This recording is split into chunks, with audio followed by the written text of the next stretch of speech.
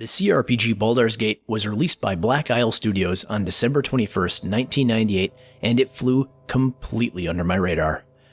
I was going through an extremely rough period in my life and was not yet entrenched in MTG and D&D. I watched those games be played, and due to the complexity of their rules, I decided they were for people who were smarter than me. I was only smart enough to read the Drizzt books, and I'd have to settle for that. When I say Baldur's Gate flew completely under my radar, I meant that it flew under my radar as a game that I could play, understand, and love. I played games online using the GameSpy client, and Baldur's Gate was always ranked number 1 on their most played list, so I knew it existed. It was popular, and it was probably pretty good. Here I was, though, playing Diablo and EA's NHL games, assuming that that was the height of my capabilities. Luckily, I have a friend. We'll call him Chaz. Chaz is the guy who introduced me to RPGs. Never mind leveling systems, never mind dungeons, combat, and all that crap. That's what people call RPG elements. I'm not talking about elements, I'm talking about essence. What I'm talking about is true, expansive games with depth of emotion, capital D, capital E, and fantastic storytelling. These games involved characters who were real. Yes, I know they were fictitious characters, they were made up by a writer, but they were also real because a writer took a piece of their heart out and stuck it into that character. They breathed life into that character and shared a part of themselves with you, me, and anyone else who would listen. A good character, a truly good character, contains a piece of its writer, a hurt, a desire, something they love, something they hate. Because of Chaz, I played Baldur's Gate. I didn't know what I was getting into, but he seemed to know that I'd enjoy it. Thaco was a weird and backwards rule. Helmets stopping critical blows seemed like a stretch, and real-time with pause combat is a pain in my butt. But in spite of all that, he was right. I liked it. I liked the characters. Imoen was a pixie sweet girl, even if she had sticky fingers. Khalid and Jaheira were adults, expressing their disappointment about my dallying about. A common refrain in those days, I'll admit. And then then I met Minsc. He seemed like comic relief at first, and God help anyone who accidentally used his berserk ability. I thought I'd include him in my party for laughs for a bit before dropping him for a better companion. But over time I began to see that underneath his odd exterior, he had a strength born of determination and devotion. Sure, he was crazier than a miniature giant space hamster, but he was also a relentless fighter who was tempered only by love. People are patchwork constructs. Who I am today is a combination of those who I have known in my life and the experiences that I've had. My mother raised me and my father did not. Both have influenced who I am today. I have known writers through their characters and the stories they tell, and I have taken their wisdom into myself. I try to take the best parts of everyone and everything that I have known, and in this way grow into something greater than I currently am. Minsc became my favorite character in the Baldur's Gate series, and this video is going to be his. I wouldn't be here doing this without his steel in my blood.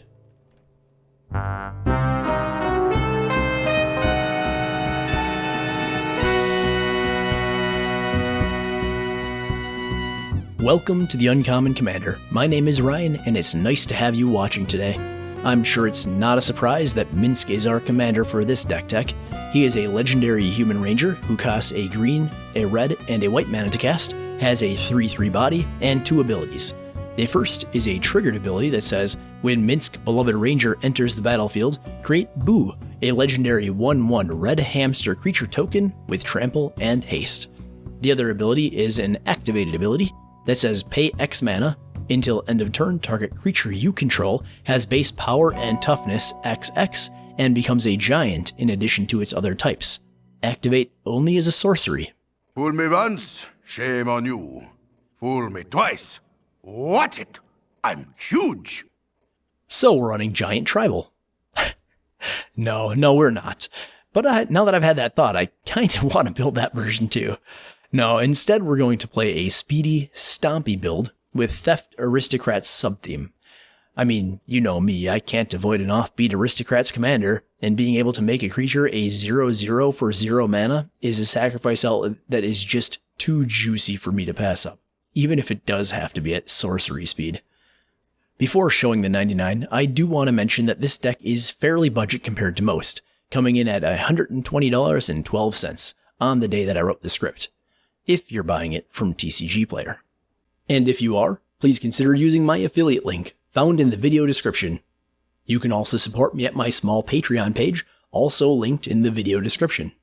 And finally, if you enjoyed this video, please remember to tap that like button. If you're new here, I'd be honored to also have you subscribe. Now, on to the deck tech. Flowers are beautiful, aren't they, Boo?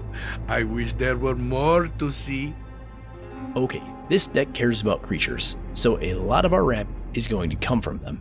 These creatures are Diligent Farmhand, Honored Hierarch, Beastcaller Savant, Cartographer's Hawk, Sakura Tribe Elder, Avenging Druid, Root Weaver Druid, Spring Bloom Druid, Rapacious One, and Old Gnawbone. Those last two pack some serious ramp potential all on their own, but can be absolutely insane if you've got a token doubler, and you just happen to be in the right colors for that. I don't have any in this deck because the cheapest one costs like $30, but if you already own a token doubler, don't just keep it in your binder looking pretty, slap that puppy in this deck and go for home run potential. But I digress.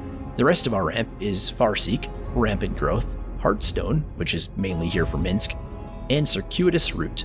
Small spoiler here, we are running the available guild gates, making this ever so slightly better than Explosive Vegetation would be. We are all heroes. You and Boo and I. Hamsters and rangers everywhere. Rejoice! Okay, Boo is going to be created the moment we've cast Minsc. But he's also a 1/1 and extremely fragile when he's unpumped. Because of this, I've put a bunch of creatures in that are small, fast, and or have trample.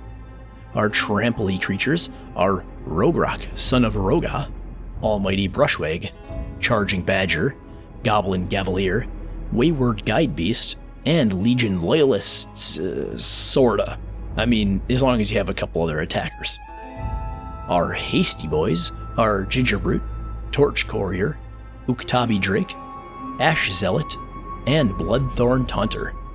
As long as you can see, I assume you've noticed that each of these also either has some form of evasion or another effect that comes with their haste that makes them useful even if they're not attacking.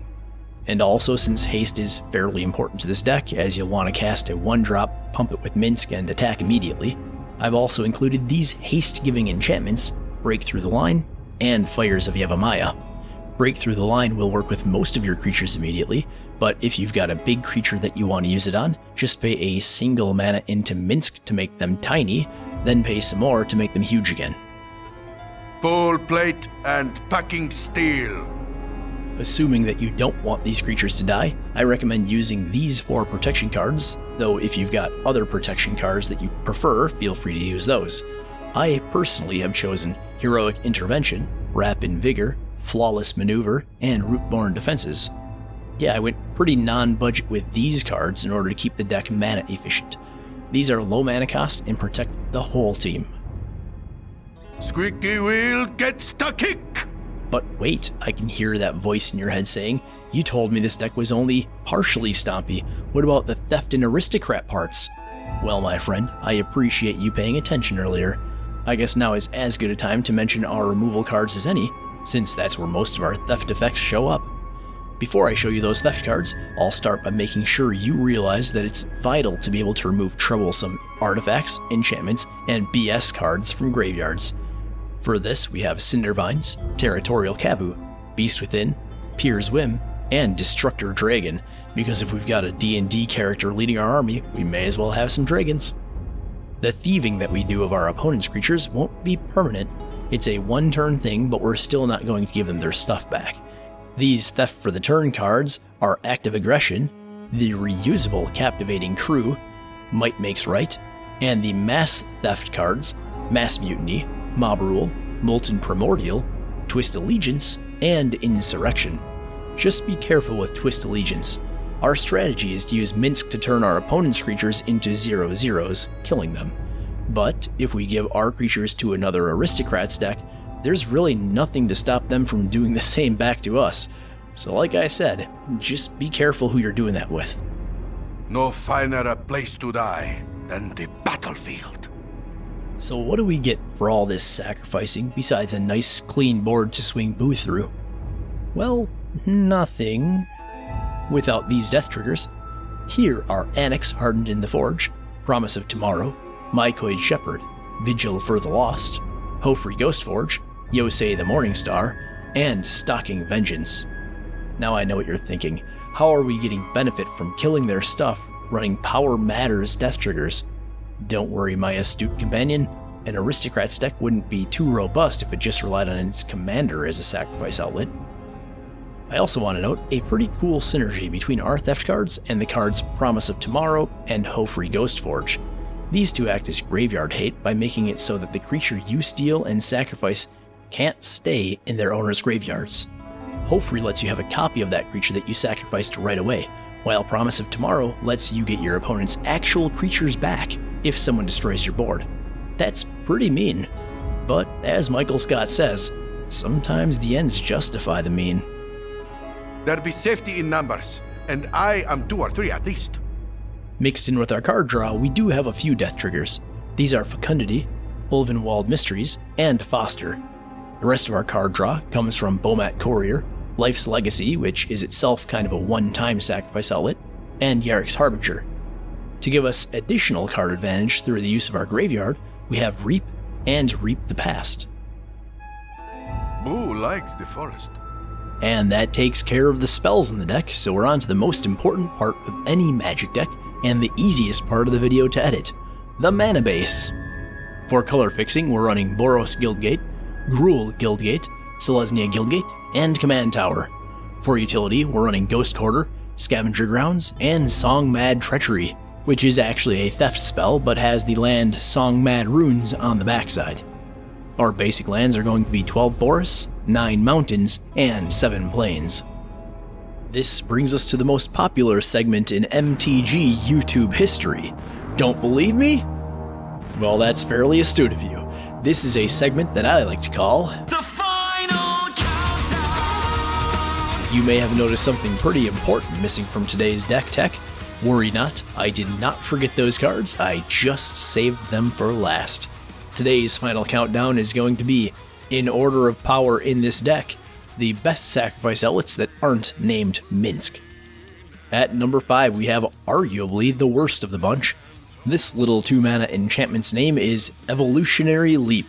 Because it's an enchantment, it's fairly hard to remove, and it gives us some card advantage by allowing us to sacrifice an opponent's creature once we control it, in order to get a creature from our own library into our hand. So upside, it's hard to remove and inexpensive to cast. Downside, it's not a free outlet and only lets you get creature cards. Overall, not too shabby. At number 4 we have the other worst sacrifice outlet of the bunch. This one also costs 2 mana to cast, but it is a creature, and its name is Dark Dweller Oracle. It has a single mana activation along with the creature sacrifice, but then allows you to impulse draw a card. You may play that card this turn. The best part here is that it gives you any kind of card, even a land. That's right, it says play that card, not cast that spell. So the downside is that it's tiny, easy to remove, and not a free sacrifice outlet, and you can only play that card that it draws until the end of the turn. The upside is that it gives you any kind of card. No stupid creature-only restriction on this one. Well, now that's all for number 4, and my handy chart tells me that the number after 4 is 3. So let's talk about the third card in the list. This one isn't giving us any kind of card advantage, but is giving us temporary mana advantage. That hint alone was probably too big, and now you know what that card is. Yeah, you're right, it's Ashnod's Altar.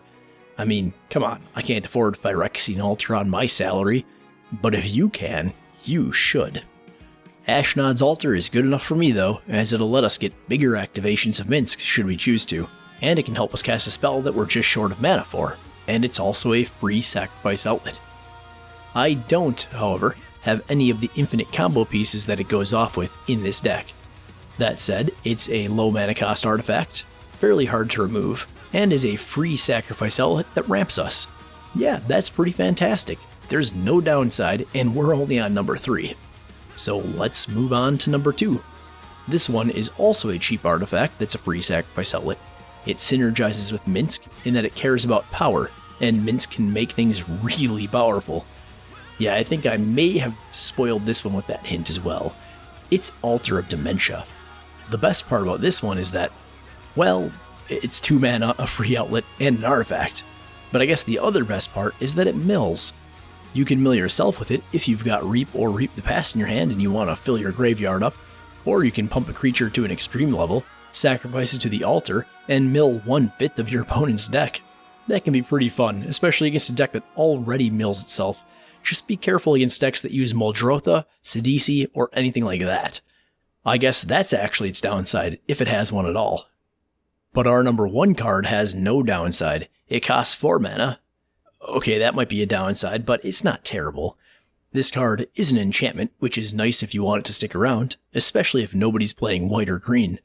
It's also a free sacrifice outlet. And finally, it both draws you cards and fills your graveyard up so you can use Reap. This card is Greater Good.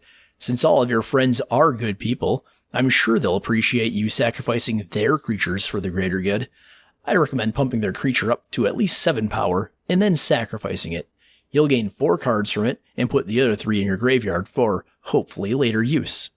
So, it's hard to destroy, it has a medium mana cost, free to use in order to sacrifice a creature, and it gives you card advantage, one of the top indicators of who will win a game of EDH. Yeah, it's number 1, and by using it, you've just won. Well, I hope you all enjoyed this deck tech. I had fun with it because I love Minsc to a weird degree. Not the card, but the character. For reference, my family bought me the D&D version of the board game Clue a while back, and the only character I've ever allowed myself to play in that game is Minsc. Sometimes I even try doing his voice to what I will generously call mixed reviews. Anyway, I've gotten a bit burned out on keeping up with all the MTG products coming out recently, so the last few deck techs have taken me a while to make videos for. You have my apologies for that. The next several will be more creative techs that I've made up, using some older, more obscure commanders. If you enjoy learning about little-known cards and strategies, be sure to tune in, as that's what I'll be doing in the near future. Thanks everyone, and never stop butt kicking for goodness!